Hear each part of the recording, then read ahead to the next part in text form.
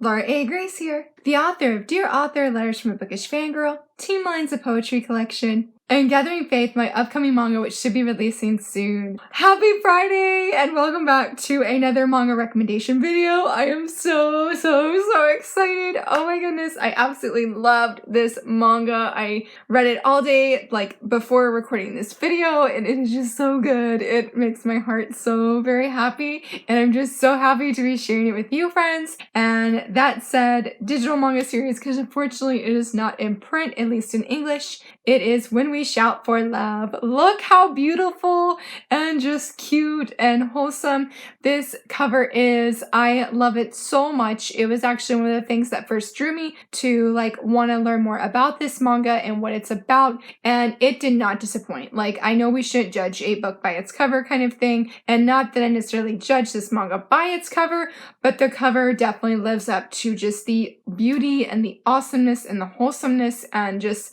the amazingness of this series. And so When We Shout for Love is basically about our main girl. Her name is Mayuko, and she has social anxiety. She's very shy. She has no friends. Her favorite thing is basically coming home, getting in her cocoon, with her blanket, and then listening to her favorite girl band, which I believe is called KBF47. She loves this band so much, and one day she decides that she is going to practice one of their songs behind the school because she always eats lunch alone. And so she's like, well, nobody's going to see me practice these dance moves. And boom, who should she get caught by nonetheless on this day at this time behind the school?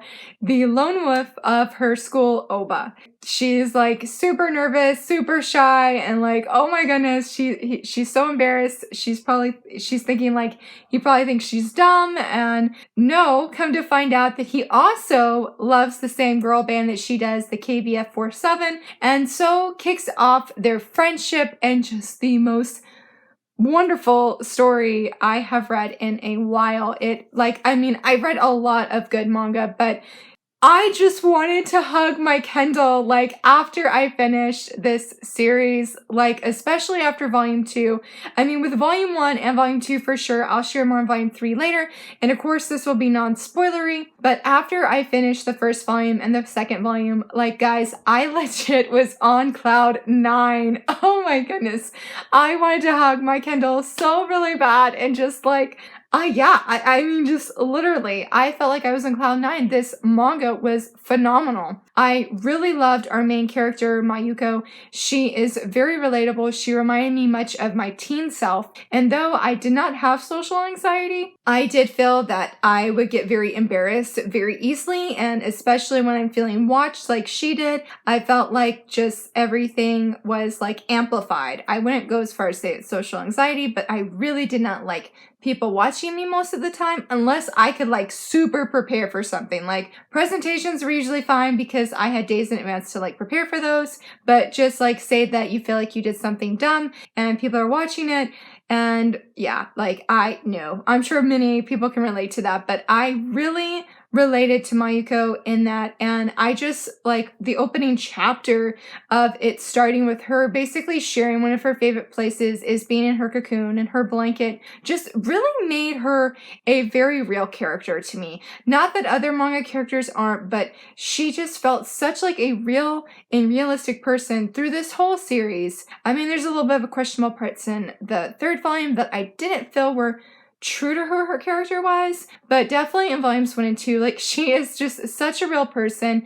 It has such a big heart, and then when Oba comes into the picture, it just gets bigger, and I loved their friendship so very much. I really liked how Oba was just so supportive of Mayuko, so very, very supportive when she voices, I want to change, and he's like, I'll support you, and I'm just they are so cute, they are so cute, I just love them because they just have a lot of similarities in common, one of them mainly being this favorite girl band for both of them, girl band, but I feel personality wise, they're really very similar. They're sort of lone wolves, though Mayuko does not come across as being a punk or a delinquent or anything like that. That would probably be sort of where their comparison ends in that regard, even though Oba is so sweet, guys. He is just so supportive, so encouraging, and he is just one of those guy characters who may not say much, but man, you can tell that he is there for our main girl, and he's going to do what he can to just continue to be there for her. I loved all of their arcs, really just a lot. Like the theme of music and Mayuko, this is another reason why she was so relatable, is that she uses music to sort of convey what she's feeling or to work through her feelings. She turns on those songs from that favorite girl band and they just reflect her mood. And I loved how the lyrics were just really interwoven with this whole story. Like it didn't matter which song it was, it really reflected Mayuko's like emotions. Yes, I'm sure that was done on purpose, but I just really loved how it all flowed together. And volume 2 just completes it. I know that's not like that's the middle volume, but it completes it in that you just see music is the focus in that volume. And I wish I could share more about that because the energy in that volume was incredible. I just legit felt like I was there with those characters at this concert and I loved it. I loved it so much. Like I was just flying through these pages. Couldn't get enough of it because the way just the energy, like I said, there is on the pages is so tangible and it makes you feel like you're there. And then seeing Mayuko experience so many new things for like the first time and with Oba nonetheless, and seeing him have fun and her have fun and experiencing, like I said, these new things was so, oh my goodness. It was so good. It was so good. Like, I feel like I can't even capture all of the words, but I legit got off my Kindle when I finished and just was mind blown. I was like, this is such the best reading experience when you just walk away happy and smiling and laughing and you're just like, I need to hug this book because it just speaks to your heart. It just speaks to your soul. And this whole series, I feel like is just like a sugar high for me because it's just so ridiculously sweet. I'm sure I have cavities from this manga because it was just so good.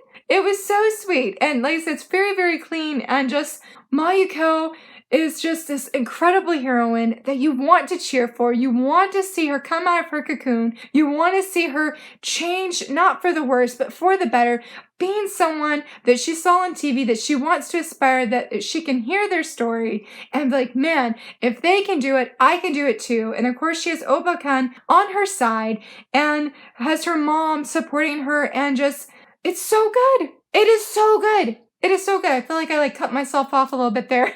But I loved it. I loved it so much. And so I gave, if I could give this manga 10 stars, volumes 1 and 2, hardcore I would.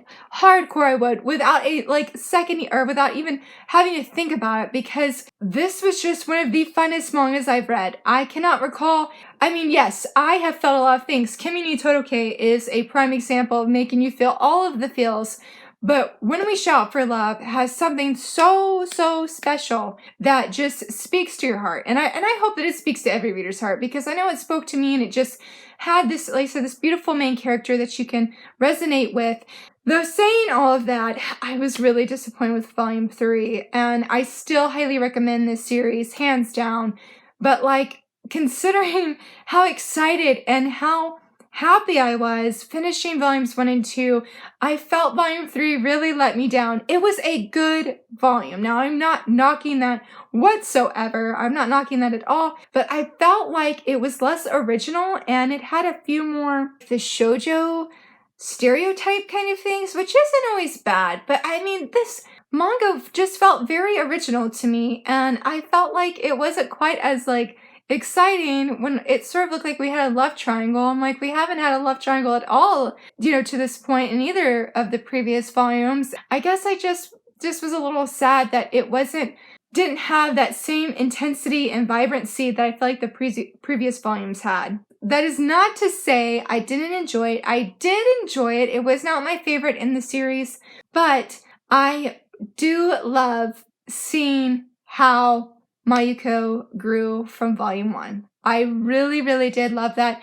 And I can be so happy and very satisfied in seeing Mayuko stand brave and embrace the words that somebody told her, where I think they said, you don't need to be embarrassed about things that you put all of your heart into. And 100% true. And I'm glad that Mayuko, I think, learns that by the end of this series. And like I said, she took a brave stand considering how she was in the beginning to who she was in the end. She's still her, very much still her, but she is being, I think, that person that she wanted to be all along and pursue the things that she loves and doesn't feel like the only way that she can really be herself is when she is in her cocoon at home. And as always, I always forget to mention this part. I do all my ramblings and then I never mention anything about the art. The art was fantastic. I love just the flow of the panels and I love the emotion that she was able, like the manga was able to capture on page. It was just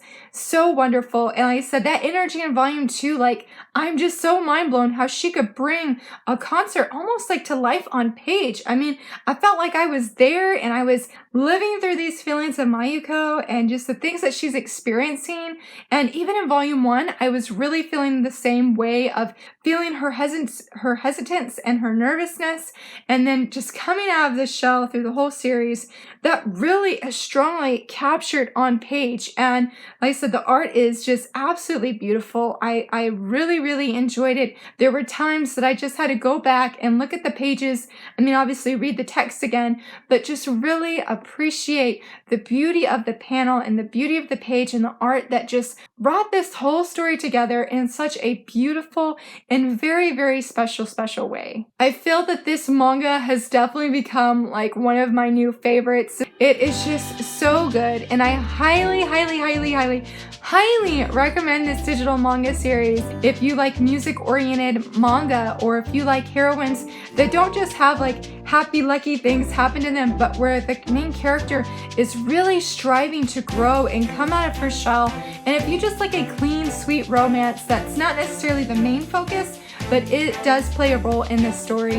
When We Shout for Love definitely fits all three of those. It's a short series. It's one that, like I said, I binge read in a day. Couldn't get enough of. Was so happy. Just wanted to hug my Kindle and dive into this story world because it brings out all of the happy feels and just made me so incredibly excited and happy.